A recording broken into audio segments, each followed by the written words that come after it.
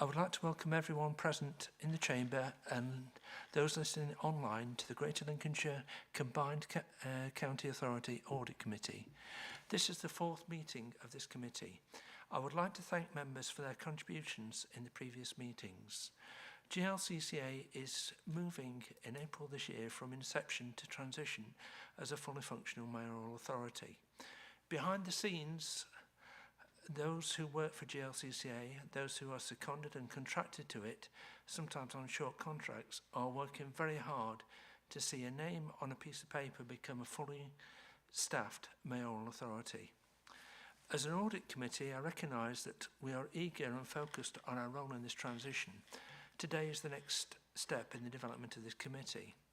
This committee is apolitical with a shared objective to provide a specialist forum to support and monitor the authority in the areas of governance, risk management, external audit, internal audit and other related areas. Can I remind those in attendance that the audio-visual feed of this meeting is being broadcast live via the GLCCA website. Could I ask the Democratic Services Officer if you are expecting a fire drill? We are not expecting any fire drill, Chairman. So, should a fire alarm activate, please follow the officers to the evacuation point. As the GLCCA as an organisation evolves, so our agenda, such as today, will be more populated. We will now move forward onto the formal agenda. Item 1, apologies for absence, please. We've received apologies from Councillor Marianne Overton, MBE, who's been replaced today by Councillor Richard Cleaver. We've also received apologies from Councillor Manzoor Hassan with no replacement. Thank you, Chairman.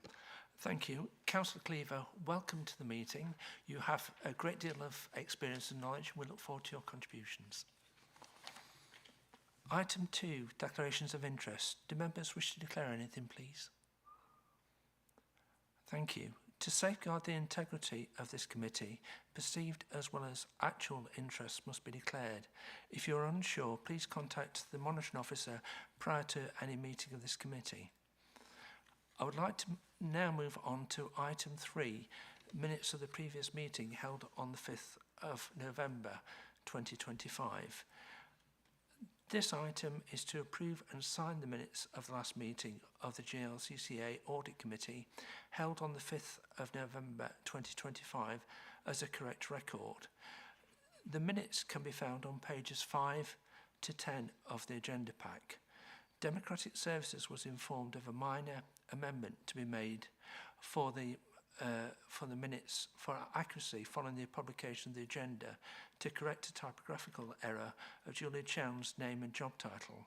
This correction is now being made. Julie, my apologies for the error. Could I ask, having looked at the minutes, do I have any comments at all on the accuracy of the minutes, please? In that case, do I have a proposer, please? Thank you, Councillor. Do I have a seconder? Thank you, Councillor. We will now vote. All those in favour, please raise your hand. Thank you very much indeed. Thank you. None against, none abstention. Thank you. Those minutes are agreed as a correct record, including the correction. Item 4, introduction from Mazars. I would like to welcome Nicola Hallis from Mazars. Julia, it's Julie. My apologies. Jenny. My apologies. From Mazars to provide a brief introduction on their work. My apologies about the error. No problem at all. That's probably our fault because originally it was going to be Nicola. But hello everyone, my name's Jenny. I am the audit manager from Forvis Mazars. We will be your appointed external auditor from 25-26. So I do apologise if what I'm about to go over is already familiar to you, but I wanted to give a brief overview of our role and then leave some time to answer any specific questions that members might have. So if I talk about our statutory role then as external auditors. So Forvis Mazars is what's called a local auditor. So that is an independent audit firm which has been appointed to carry out statutory audits of the financial statements of local public bodies in England. So the authority's external auditor, Forvis Mazars, has been appointed by PSAA, which is Public Sector Audit Appointments. PSAA oversee auditor independence and contract management. They also set the scale fees each year.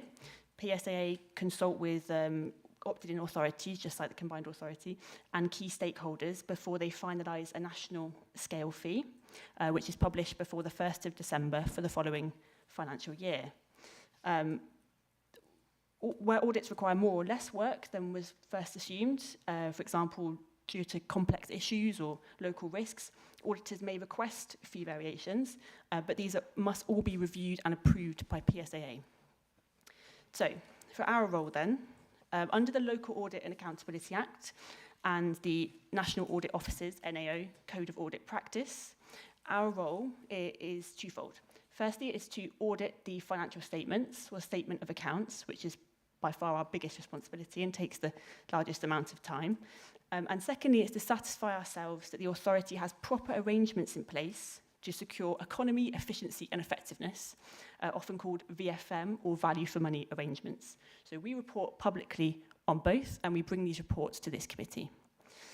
So for clarity, the National Audit Office and the Controller and Auditor General set the code of audit practice and statutory guidance, but they do not carry out your audit. That is roles of firms like ours, who operate independently under the code.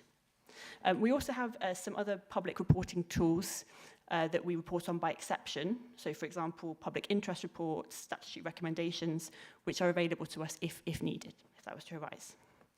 So then, our key deliverables to this committee, which are set out in the Code of Audit Practice, will be firstly our audit plan, which we call our Audit Strategy Memorandum. So we'll bring this to the committee early in the year, so probably for this year over the summer. So this will set out our risk assessment, scope and approach for both the main financial statements audit, which, as I mentioned earlier, is the biggest piece of work, and also for our VFM work, and the milestones for its delivery. So we will discuss this plan with management and those charged with governance in advance of bringing it to the committee.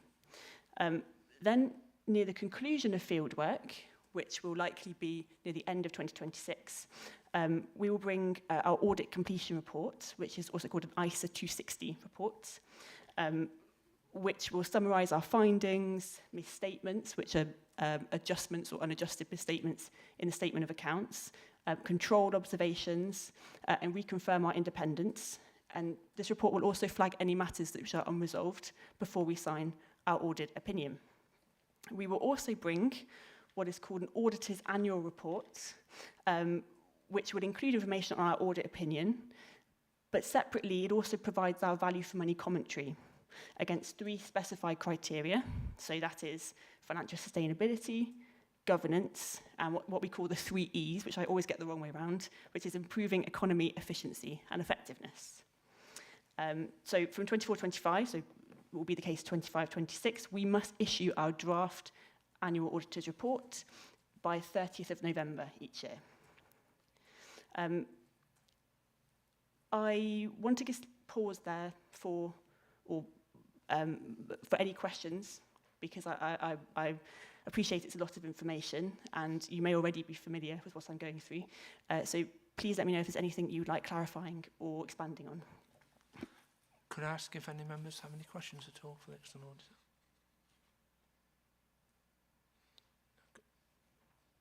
Any questions? Thank you very much indeed. Hello. Sorry, my apologies. Sorry, I was just going to say no questions as such. Well, I think most of us are probably quite familiar with the external auditors, and certainly in North East Lincolnshire we use Mazars, so you can imagine we've got a fairly good idea of the sort of thing you're going to be doing. Thank you. Thank you for the presentation. We'll now move on to item 5, the annual governance statement for the year ending March 26. My apologies to those of you who are new to an audit committee. We'll arrange for training on this document before it comes to you again. Future agendas will include links to information sources. For the annual governance statement, this training on YouTube videos, for example, is part of overall training on local authority finance training rather than a specific theme. So the solution in terms of giving you the training on the annual governance statement may be face to face in the future. To give you some background on the annual governance statement before Debbie presents the report, the annual governance statement, sometimes abbreviated as the AGS, is a key document that outlines how the authority ensures good governance and accountability in its operations. The AGS serves to demonstrate that the authority is conducting its business in accordance with the law and proper standards, using public money wisely and maintaining effective governance arrangements. It reflects the authority's commitment to transparency, accountability and continuous improvement in governance practices. As well as an honest assessment of GLCCA's governance arrangements is a governance improvement plan on page 16. I'd like to now welcome Debbie Simpson, the interim Section 73 officer, to present the report. Debbie, thank you. Thank you, Chair. So the paper presents an early draft of the annual governance statement, and as Chair mentioned, it provides an assessment, or my assessment, of the effectiveness of the authority's internal control environment. I'm bringing the draft now to allow the committee to review it and to ensure we have time to reflect on any challenge that the committee is bringing. And that changes would then need to be addressed in time to submit the document to the board alongside the annual statement of accounts. The review concludes, in my opinion, that controls are effective given the stage of maturity that the authority is at, but it also reflects that given the speed of growth of the combined authority, we do need to look again to make sure that the controls remain effective as we grow. And we've already scoped a piece of work to start on that, and I've detailed some of that within the report. Thank you, Chair. Thank you. Could I ask the members for any questions at all, please? Yes, Councillor. Thank you. A common theme I have through a lot of the papers where we are talking with regards to monitoring, controlling, declarations, etc. Does that include lay members or co-opted members as well, particularly with regards to training and the Nolan principles? I see it's referred to in some areas but not others. So publishing declarations of interest is as per the Constitution. I'm not sure if Catherine can pick up exactly what it says in there in terms of publishing them. But certainly people who are involved in the authority are all made aware of the Nolan principles. I suppose it is the extent to which we make them aware, but certainly publishing declarations of interest is per the Constitution. Yes, please. Yes, so it's a requirement now that all members' declarations of interest are published. So that's a national thing, it's not just a local thing. And the Nolan principles form part of the Code of Conduct, which all members are required to sign up to. Yeah. Yes, Councillor. Thank you. So just clarifying that that would include any lay members on other committees, etc., because I see it is referred to in this particular section with regards to the innovation panel, but that presumably would apply to all co-opted lay members on other committees, etc. Yeah, that's correct. If you sit on a committee, regardless of whether or not you're an elected member, you still have to sign up to the Code of Conduct. Yeah. Thank you. Yes, Councillor. Thank you, Chair. So thank you very much for the report. I'd just sort of like to comment that will this annual governance statement, will it take into account the annual internal audit report, or will it not do this particular time because of the timings of the two different reports? Thank you. Thank you. Yes, it has taken that into account in terms of the overall opinion, and Claire has reviewed the document as well. And I think it sits alongside really the regular reports that you'll get from Claire with regards to the internal audits that we've had. So yes, it takes that into account, and it will do moving forward as well. Thank you. Yes, Councillor. Thank you very much, Chair. Two questions, if I may, please. What's the backstop date for the final AGS to be submitted, please, is the first one? For the annual governance statement, Yeah, for it to be submitted, yeah. we will give the final draft of that alongside the annual statement of accounts. Yeah, when's that, please? So that'll be, can you confirm that, sorry? Do you want to? Just want a date, that's all. When you refer to the backstop data, you're referring to the backstop data, which is when the annual accounts need to be, the audited version needs to be When published. we as a committee need to say, yes, we're happy with that annual governance statement and it goes off, when do we need to do that, please? That would be at the same time as the accounts. Yeah, but when's that, please?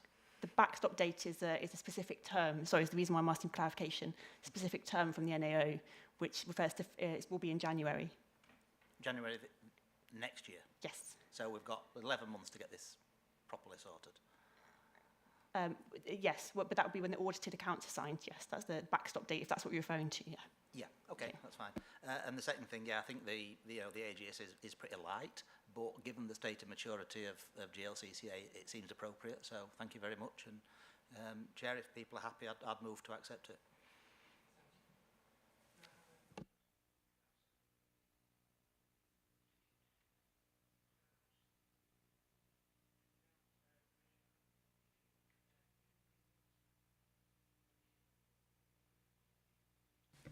Thank you. There was a suggestion I was going to make about the annual governance statement, and that is if you wanted the improvement plan to come back to this committee as part of the work programme on a 6-monthly basis. But that's entirely up to yourself.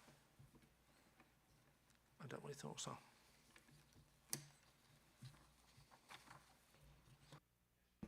Yeah, I appreciate this is a draft AGS, so I think it needs to come back to us in its final form, or as close to as close to the data submission as possible, please.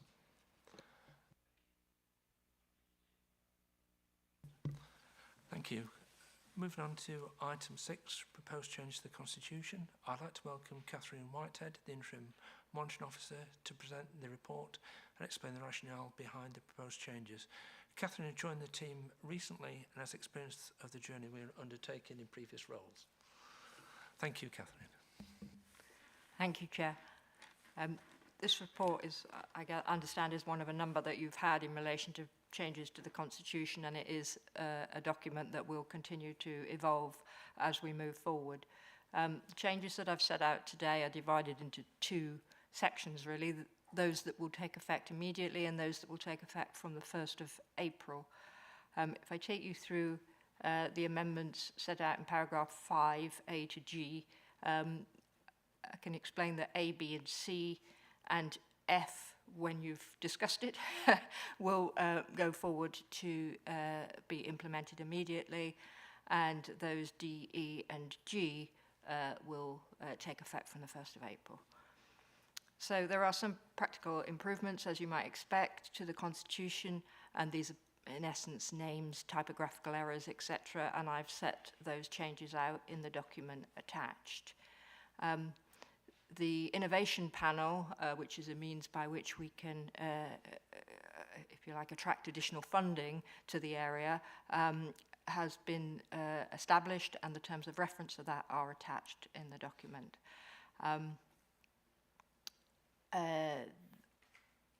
C is taking effect from the 1st of April. I apologise for that.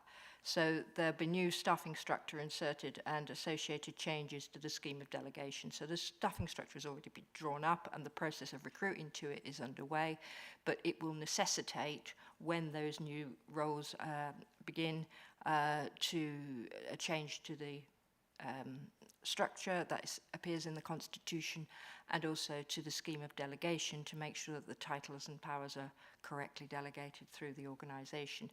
I'm also going to draw up a specific proper officer list. Up to now, we've had a broad proper officer list, but this will just specifically attach statutory functions to specific roles within the organisation. And then the next item is the arrangements for the delegation of transport functions. So in essence, from the 1st of April, as you'll appreciate, that's when the combined authority takes on those statutory functions under the regulations. And in order for those things to be delivered, the authority intends to delegate those functions, in a sense, back, although actually it isn't back, to the constituent authorities to enable them to continue to deliver the services that they deliver at the moment and to provide that continuity while the process of transition is undertaken. And at the same time, we'll enter into an agreement to support that delegation and explain how that transition will take place. It is proposed that there's just some changes to the terms of reference of this committee and the scrutiny committee to just clarify the two roles, and I think that's going to be discussed to ensure that you're happy with those proposals. I have to say this report is drafted as if it's going on to authority, so it sounds as if you've already had that discussion in this report, but that's because it's going to be what the authority reads.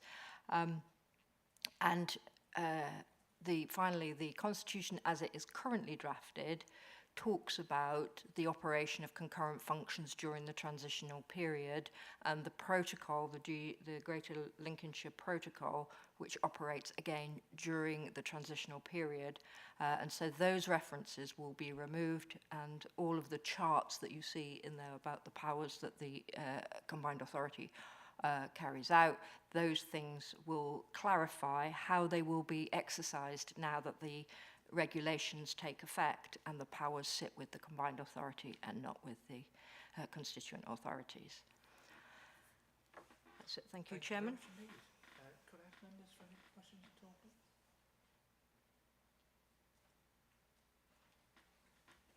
Yes, Councillor. Hello, Chair. Sorry, I seem to be making a habit of this. First of all, the paragraph F, you said there are some changes and functions of the Audit and Scrutiny Committee. And on paragraph 19, you say there are going to be some changes in functions of the Audit and Scrutiny Committee. I can't see what they are. Well, yeah, at the moment, I'm not sure whether they've been agreed. I'm going to ask Debbie to come in here. Yes, I had a conversation earlier with Catherine just to say that I think we need to have a really clear distinction between the role that audit play with relation to finance as opposed to the role that scrutiny play in relation to finance. So I was going to work that through a little bit more in my own mind just to make sure we have got that clarity. And if we haven't, I was going to suggest some words to bring back to committee to bring that level of clarity, because if we're not careful, we might find there's a slight overlap between the focus that the two committees take on these matters. I think you're absolutely right there. My concern is you said that paragraph F is one of the things that was going to interface immediately, and yet we don't know what we're actually voting for. And without sight of those changes, we can't approve that. We're writing a blank cheque. No. We wouldn't put any changes in place without bringing it back to this committee first. So I think it's probably the wording that's wrong in there. Yeah, just what you said on the point that point F would be implemented immediately. We don't know what point F is, so we can't agree. No, it won't be, and it can't be without coming back to committee and having discussed it with the chair as well. Yeah. Thank you. Thank you for the clarity. Just to provide some further information on this, what tends to happen is that the Scrutiny Committee or the Financial General Purposes Committee normally takes the management accounts, and the Audit Committee oversees and approves the financial accounts. What I've been talking about in the chair of Scrutiny is the possibility of having a joint meeting at which the final accounts are presented, where the chair of that committee, the chair of that meeting is the Audit Committee. The presentation is made, and then from there the meeting is closed and the Audit Committee consider the final accounts and recommend those to the board. That's just a suggestion from previous experience. Yes, Joe. Thank you. So I'm a wee bit confused because I didn't see there was any need to clarify exactly the difference between what we do and what scrutiny does. And even when it comes down to the sort of final signing the accounts, the audit governance is making sure the process is right, not to challenge the decisions that are taken. In answer to your question, Councillor, the issue is that the Scrutiny Committee monitor the day-to-day operations of the organisation, and the Audit Committee, in accordance with its terms of reference, monitors the governance and risk of the organisation, including those risks that are included in the management letter that's provided by external audit. Do you want to add any further to that, Debbie, at all? No, thank you, Chair. So, any more questions? Yes, please. So I was just going to suggest that we move the item as listed with the exclusion of item 19 at this time, because I concur with my colleague that we can't vote for something we don't know what it is. No problem. Any further comments at all? Councillor? Thank you. Just 2 comments on the section on the innovation panel, if I may. Yes, of course. I notice it says that all panel members must complete a code of conduct form. Presumably that means they must agree to abide by the code of conduct, which I think is a clearer wording, if I may venture to suggest. There's no reference to meetings being held in public or not. There's no mention of whether minutes are published or not. There's no mention of whether the members have to complete a DPI, and there's no mention of any substitution rules as well. And finally, I would comment that the review section 26, having an annual review, is that not a little bit cumbersome, having to review the terms of reference every year? Would it not be better to have its terms of reference reviewed on request by the chair or by the mayor? So the terms of reference of the innovation panel are the responsibility of the board. I think it's the Employment and Skills Board, and not this committee. The reason why they've come to this committee is to say that this is the change that I'm making to the Constitution, which I'm required to report, so that every change I make to the Constitution can be transparent and seen by the full authority. So I can't change the thing that has already been approved by the Transport Board, I'm sorry. But just to answer your question in relation to the Code of Conduct, that includes the DPI within that, so there would be a requirement for them to do that. Yeah. Thank you. Apologies for my misunderstanding. Councillor, I believe you had a question. I do. I've got a few, Chair, if that's okay with you. So page 28, I mean, some of these just for clarity and the avoidance of doubts. Near the top, where on the points about the monitoring officer having the authority to make minor amendments and changes on typographical errors, etc., which I note that there are some typographical errors we're dealing with today, and I think it's just laudable transparency that we didn't ignore those and let the monitoring officer do that on the quiet, so I do appreciate that. But such amendments must be reported retrospectively to the authority as a whole for noting. I would hope those would also come to this committee specifically, just to note, and by exception we take those if there was any issues, if possible, Chair. Catherine?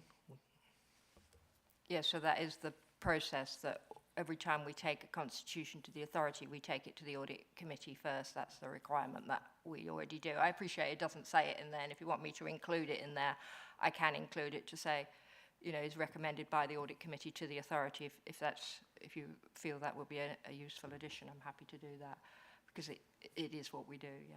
Yeah, I think someone needs clarity, Chair. And regards to the Innovation Committee, if I could just continue, to be maybe perhaps slightly pedantic, but just for the avoidance of doubt at a future date. There's talk about members ceasing to be a member of the panel if they fail to attend 3 meetings in a 12-month period. Does that mean 3 meetings in a row, or just any 3 meetings in a 12-month period? I'm sorry. Page 30, item 6 at the top. So this is the innovation panel terms of reference again? Yes. Yeah. So again, I can't change them because this is what has been agreed by the Transport Board. Okay, well, my comment would be that's a bit unclear if that's consecutive meetings or if that's any 3 within a 12-month period. And also just concerns around if, in the event that someone was removed from that panel, what would actually be the means to replace them? Because there's a reference in there about an option to co-opt individuals temporarily for their skill set, but it doesn't actually specifically outline how a person might be replaced on that panel if they are ejected for example, non-attendance. Yes, so this is covered in the terms of reference of the Employment and Skills Board, which is where that process takes place. So they already go through a process to appoint people to the innovation panel, and that process is set out in the in that board. Okay, thank Yeah, you. so they make the appointment. Yeah. And just two more, Chair, if I can. That's fine. Page 30, item 19. Any matters that are able to decide by the innovation panel are decided by consensus where possible under a voting. That's laudable, Chair, but presumably also ultimately it's by simple majority. I think it should just outline that for the avoidance of doubts. So the innovation panel is one of these advisory panels. So the decision is made by the single officer who sits in the meeting, because the members of the panel don't constitute a formal committee. But it's a requirement of the funding arrangements that the decision is made in consultation with that helix of individuals, as I understand it. So you've got academics and business representatives, etc., all sitting together, but the actual decision is made by the single officer who is present, the deputy director, as it stands at the moment. I think they will be called in the future. So that's how the decision is made. I mean, obviously, when they're influencing, that will be done by way of discussion and consensus, but it won't be in the sense that a committee would make the decision because they're not the decision makers. Yeah, thank you, Chair. Although that's under a section actually entitled voting, and that implies this panel votes. When we're hearing it doesn't vote, it discusses, debates, and that's absolutely fine as a process, but I think that might be a bit misleading to the public ultimately, and it does imply there's decision-making because it does say decided. And I suppose that's made my point on 20, redundant about the chairman will not have a casting vote. Well, presumably the chairman doesn't have any vote in any case if it's not a decision-making panel under item 20.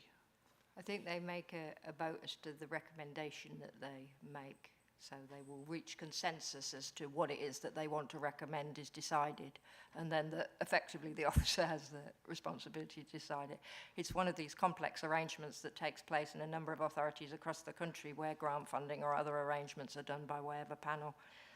It's not uncommon, but it is slightly cumbersome within the local governments, I'm afraid. Certainly is cumbersome. And in the event that there is a deadlock where they can't actually reach consensus and the group split 50-50, the chair's not got a casting vote, how would that be resolved? I don't know, I'm afraid, because I'm not responsible for this panel, but I assume that the idea is that they would reach consensus because they're there to discuss and decide on the best recommendations forward, and if they can't, I presume it doesn't get recommended. Okay. Thank you, Chair. I think what we may be talking about, correct me if I'm wrong, is we're talking about an officer executive decision that's based on a recommendation from the panel. Is that correct as I understand it? Yes, that's correct, yeah.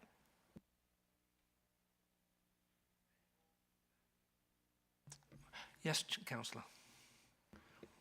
It may be worth remembering that the Audit Committee is apolitical, so really it's a discussion amongst us to arrive at a consensus. So I think it's highly unlikely that we would be voting 50-50. Thank you, Councillor. Any more comments at all? So in terms of moving forward, we have a proposal in the report that the Audit Committee resolve the amendments to the Constitution are set out within paragraph 6 to 18 of the report, and in Appendix A be recommended to the authority for approval. I think there's two caveats to that, correct me if I'm wrong, about the fact that the finance issues will come to us at a later date. Am I understanding that correctly? So the Auditing Committee and Scrutiny Committee changes are actually in paragraph 19, so the recommendation doesn't actually recommend approval of that particular one. So, if you like, coincidentally and by good fortune, it actually does exactly what the councillor proposed, which is not to make that decision today. And what we'll do is we'll bring that back to a future meeting, and I'll bring it through the Audit Committee in the same way. Thank you very much indeed.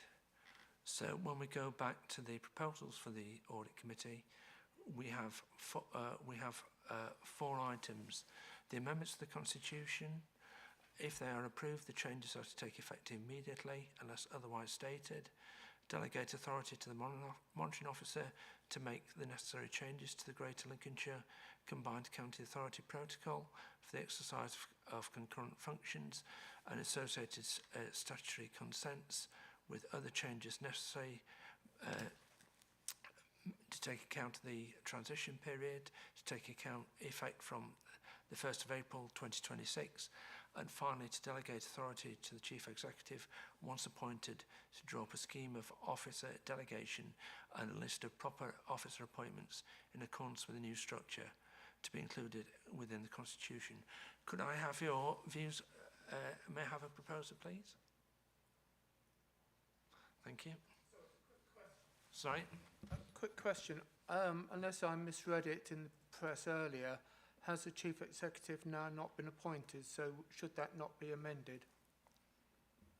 Yeah, I was going to just say that he has, unfortunately, fortunately, but since I wrote the report, he's now been appointed. So I can take that out of the recommendation, yeah. With that, I'm happy to propose. Thank you. Thank you. Could I have a seconder, please? Thank you, Councillor. We will now vote. Those in favour? Thank you. None against? None abstentions? Thank you. We will now move on to item 7, the Whistleblowing Annual Report. I'd like to welcome Catherine Whitehead, Interim Monitoring Officer, to present the report, please. Thank you, Catherine. Thank you. This is a regular report just to provide an update for members of this committee in relation to whistleblowing, which is considered to be a good practice approach to whistleblowing in authorities. However, obviously, because this authority is in its infancy and has very few members of staff, it's unsurprising that there have been no whistleblowing, so there isn't very much to report. But nonetheless, it was felt to get into the swing, if you like, of reporting regularly, I would produce the report. Thank you, Chair.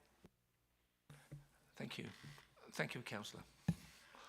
Thank you. Yes, so I'll go back to my favourite subject of the day, which is lay members, co-opted members. Obviously, members, elected members, we have our own rules to comply with, etc., and whistleblowing is necessary. What provision is there going to be within the whistleblowing context for lay members, co-opted members, please, if any? Well, the purpose of whistleblowing is to provide the protection for employment. So as elected members are not employed, they wouldn't benefit from the whistleblowing arrangements. But how does that apply to lay members, co-opted members? Because they're not technically employed, but they're not elected either. Well, they can raise concerns, but obviously their employment isn't at risk because they don't have any, so they don't need the protection of the whistleblowing policy. They have the freedom to make whatever comments and recommendations they wish. It's whether or not people are mistreated or unfairly treated as a consequence of doing so that the whistleblowing procedures are designed to avoid. Okay, thank you. Thank you. Thank you, Yes, Chair. Councillor.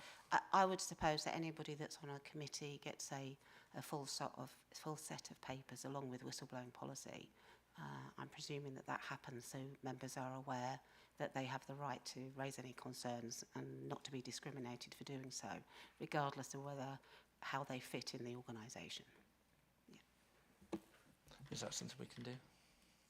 Thank you. So we'll take that forward. Yes, Councillor. Yes, thank you. Just with reference to 2.3, which is on page 34 and 35, it talks about the fact that the whistleblowing policy doesn't extend to members of the public or service users. And then at the end of that paragraph, it says the council has a complaints system. So my question is, not the council, but does this authority actually have a complaints system in place? Thank you. Yes, yeah, so members of the public can raise complaints through that complaint system and those complaints will be dealt with, yeah. Thank you, Councillor. Yeah, thank you very much. Item 2 of the recommendation says what action is necessary to raise awareness about this policy as the authority grows. Now, I haven't seen anything about that or discussed anything, and I wondered what the options were, because obviously we need to consider those as part of this recommendation. Catherine? Yeah, so, I mean, I think at this stage, because we are raising it amongst, as I understand it, less than 20 members of staff, it's extremely easy to communicate with that group of people because you can simply send them an email, and that's what's been done to date. And I don't think, you know, they're all people who are obviously employed by the authority and therefore have access to IT and an email address from the authority. So it's not a difficult thing to do at this stage, but I do think it is worth considering what we need to do when the you know, the new structure is in place and when there are more staff employed by the authority, to make sure that people are aware of it, and to make sure as well that managers are aware of their responsibilities under it. Could I suggest then, please, that it's on induction, and they'll presume there'll be a staff handbook as well? If it could be in a staff handbook as well as and covered on induction, that would be a good start. It will be. Now we're starting to employ staff, we are looking at putting together a staff handbook and a formal induction, which will include things such as whistleblowing, employee rights, things such as risk management. So it will have all the key matters in there. And if we have it in a handbook and an induction, it'll mean that everybody receives the same message. Thank you. Any more comments at all, please? So going forward, whistleblowing is part of the controls on the ethics of the organisation, as well as other tools such as, for example, FOI. The proposal is that the committee is invited to note the whistleblowing annual report and consider what action, if any, is necessary to raise awareness about the policy as the authority grows. I propose we have done this. Could you please raise your hand if you agree, please? Thank you very much indeed. Thank you. No dissent? Thank you. I'd like to move on to item 8, the risk management strategy, please. I'd like to welcome Debbie Simpson, Interim Section 73 Officer, to present the report, please. Thank you, Chair. So this paper presents an updated risk management strategy and framework, and this builds on the version previously seen by the committee. In making changes to it, I've aimed to provide a more robust and relevant framework for understanding and managing risk in this growing landscape. Of note are the adjustments to the risk likelihood and impact scores in Appendix 2. If the committee endorse the changes and the new strategy, the plan will be to roll it out and embed it, but not setting it in stone. There will be a constant process of review to make sure it is working in practice. So it will be a living document as much as it can be without destabilising the whole principle of having a risk management strategy. So it is likely that this committee will see the document evolve during the course of the year. Thank you, Chair. Thank you. Could I ask for any questions at all, please? Yes, Councillor. Thank you. It's just more typo, I think. Page 45, 332, third paragraph. Should it not read, they own the risk register and assess and monitor changes in exposure? It should, yes. I'll make sure that's changed. Thank you. Thank you. Thank you. Any more questions at all, please? Yes, Councillor. Yeah, I'm sorry, I'm just struggling to find the 5x5 matrix that's mentioned. You've got men going from a 4x4 matrix of risk to a 5x5. I might just be missing it. I might be looking in the wrong place. But it's No, that could be another typo. I shall have a look at that. It does specifically give the rationale from moving by a 4x4 to a 5x5, so I'd expect to see it in there, please. Yes, Councillor. There's a typo on page 46 as well. Point 3, there should be a full stop between confidence and risk. Thank you. Yeah, I'll change that. Any more questions at all, please?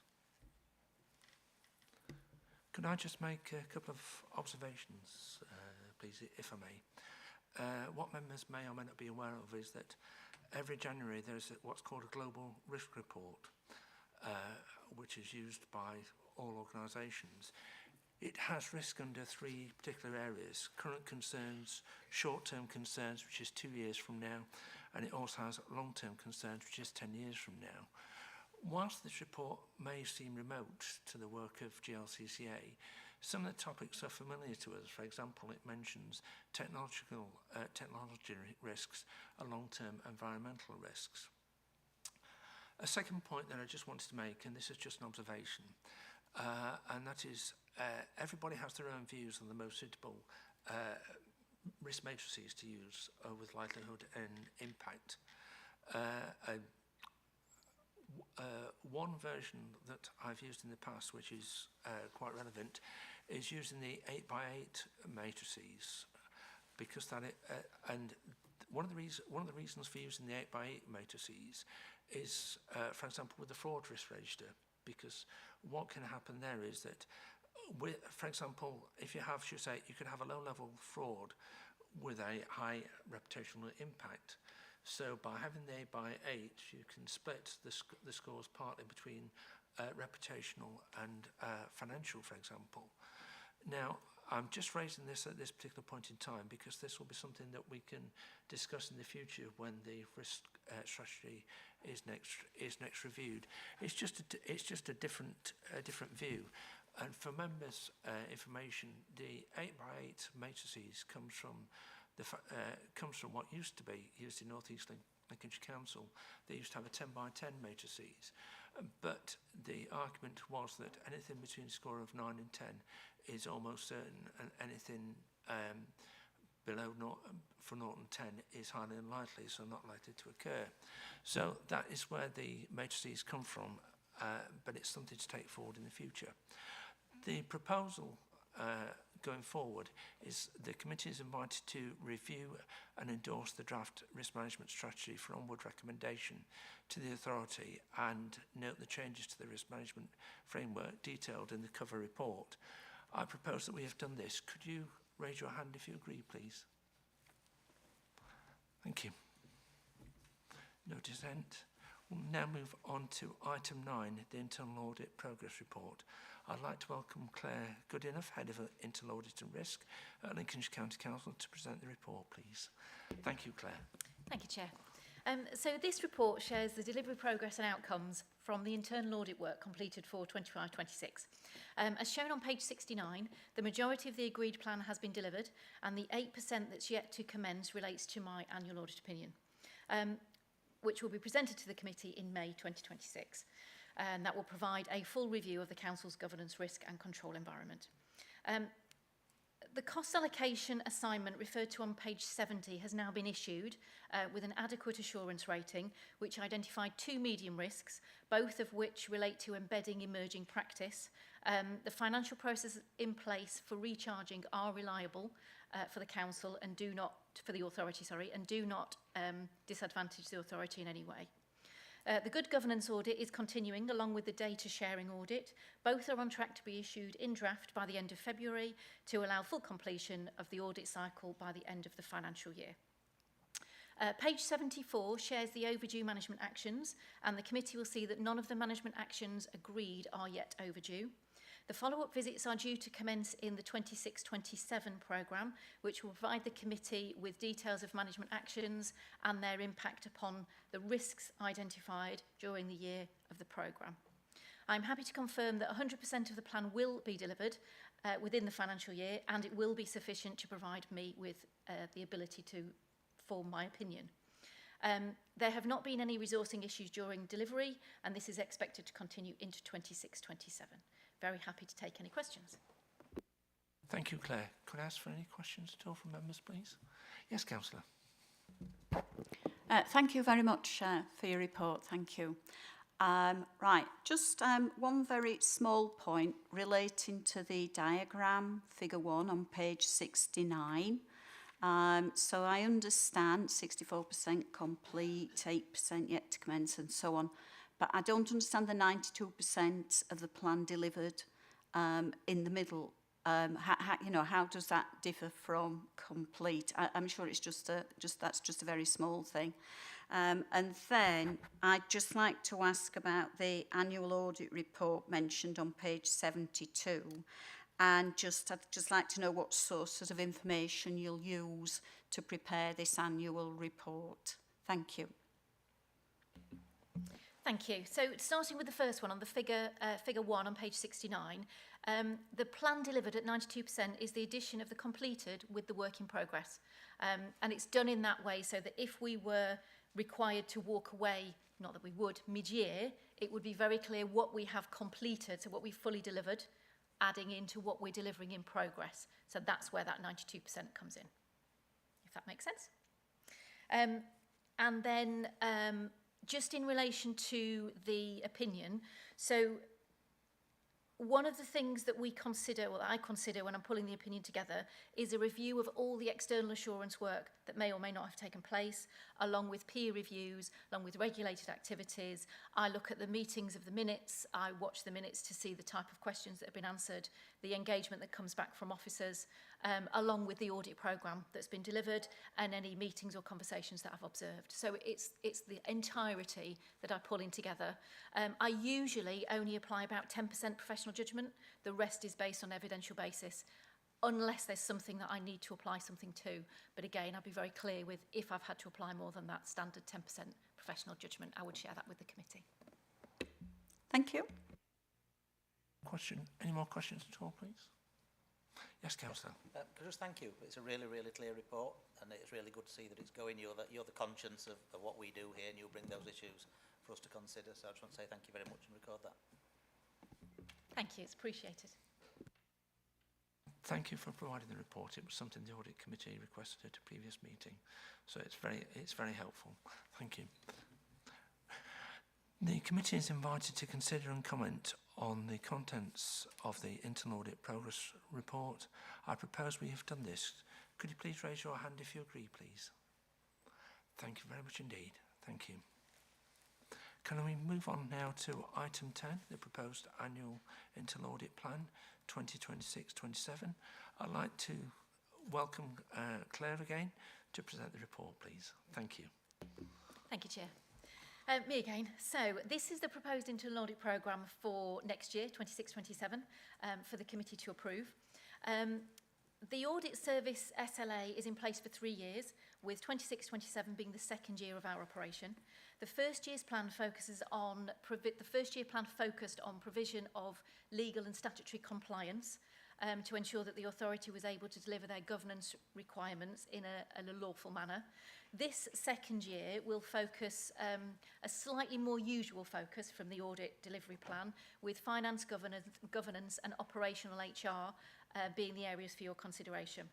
The plans have been produced in consultation with the Chief Exec and the Section 73 officer. The potential scope details are purely indicative, nothing more than that at the moment, to give an idea of the flavour of the audits that will be carried out next year. And for each one, if they're agreed, there will be a high-level scoping process along with detailed risks and execution methodology prior to delivery. The proposed delivery for 26-27 will be sufficient to inform an annual opinion and will provide assurance to the committee on a cross-section of the priorities for the authority. Again, happy to take any questions. Any questions, please? Yes, Councillor. Sorry, just one typo, page 89, it says 2025, I think it should be 2026. Any more questions at all, please? The proposal is that the committee is invited to consider and agree the contents of the proposed internal audit plan for 2026-27. I propose we have done that. Could you please raise your hand if you agree, please? Thank you. Thank you very much indeed. Thank you. Moving on to item number 11, the Audit Committee Work Programme. This is on pages 85 to 90 of the agenda pack and sets out the work programme of the Audit Committee. We are invited to review and agree the committee's work programme as set out in this report and highlight for discussion only any additional items which could be considered for inclusion in the work programme. The Audit Committee work plan is presented for information. Just to inform you, apart from the items included for the scheduling, I've asked that this committee receive a 6-monthly tender waivers report going forward. The tender waivers report is a key document for the Audit Committee to review, and for other audit committees it's been recommended by our colleagues in Internal Audit that we see this document. I would like to invite members for their comments, please. Anybody got any observations at all? Yes. Sorry, Chair, I'm a little bit confused about what you said. Could you just explain that again, please, about the 6-monthly thing, because I was struggling to see it in the report. Yes, of course. One item that could be included in the work programme is what's called the tender waivers or the tenders exception report. The idea being that the audit committee would see that report and be able to pass comment on that report. Okay, can I just ask, is that audit or scrutiny? Because if it's about the detail, it'd be scrutiny. If it's about have we got a process, it'd be audit. I've mentioned it to this committee on the basis that for other committees it's become part of an audit committee rather than a scrutiny function, but we can take advice on that and see if that's a scrutiny function or if it should come to audit. What's your views, please, Catherine?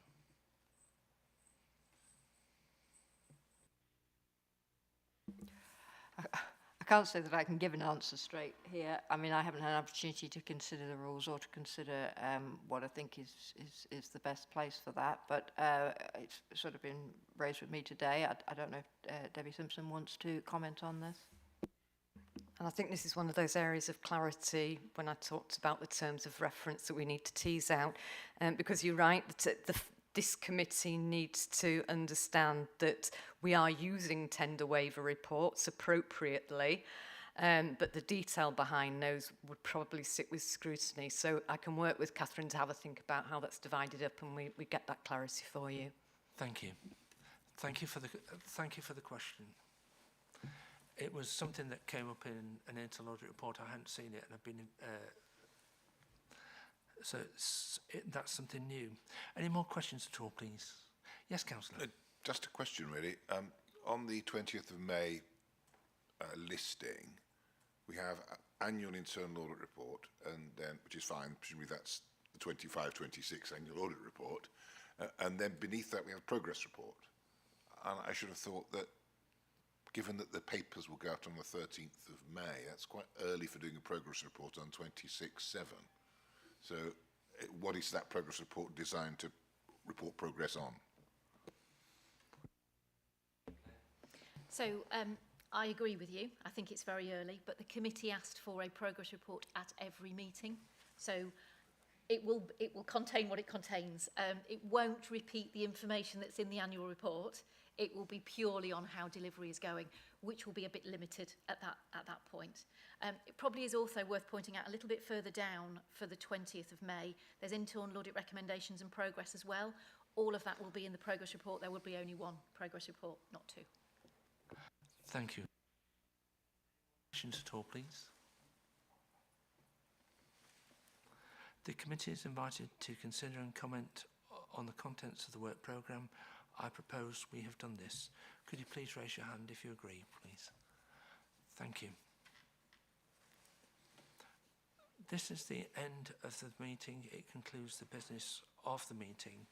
As a meeting summary, the GLCCA is a new and evolving organisation and is transitioning at the present time. Many changes are taking place for which the Audit Committee needs to be aware of and provide assurance on. Thank you everyone for your attendance today. The time is 3 o'clock.